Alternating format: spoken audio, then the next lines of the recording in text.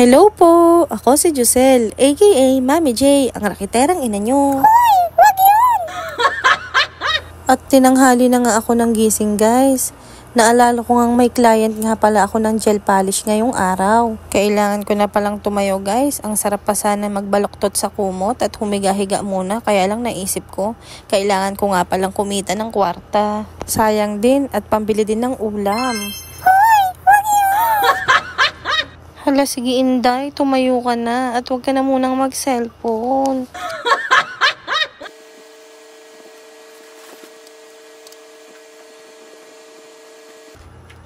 Gusto ko nga muna sanang magmuni-muni muna at tumunganga na pag-isip-isip ko. Naku po, sayang nga ang kwarta. Kilos, hala sige. Ayan nga guys, at kakain muna ako para naman may power ang Inday bago man lang mag-gel polish. Yun naman pala guys, kaya ko naman palang pagsabayin yung kumain at tumunganga. Ayan guys, at ang aking ulam nga ngayon ay corned beef.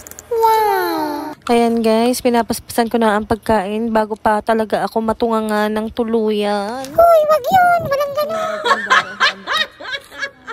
Ayan nga guys, at tapos na ako kumain, biglang may kumatok. Oh.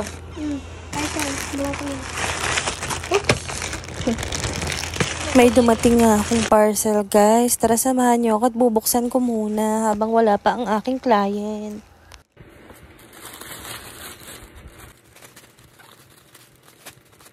Ito pala yung in-order kong tempered glass para sa aking cellphone.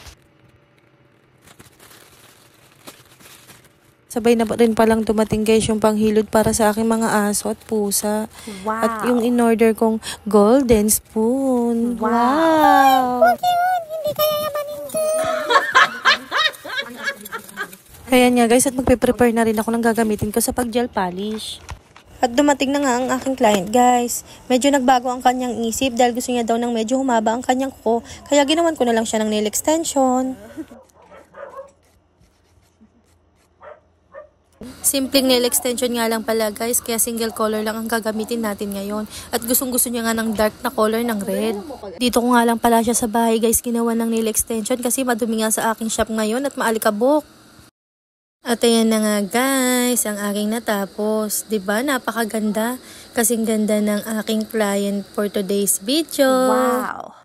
At ito na nga ang kinalabasan guys. Wow!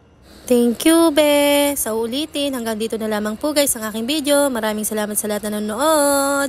Bye-bye!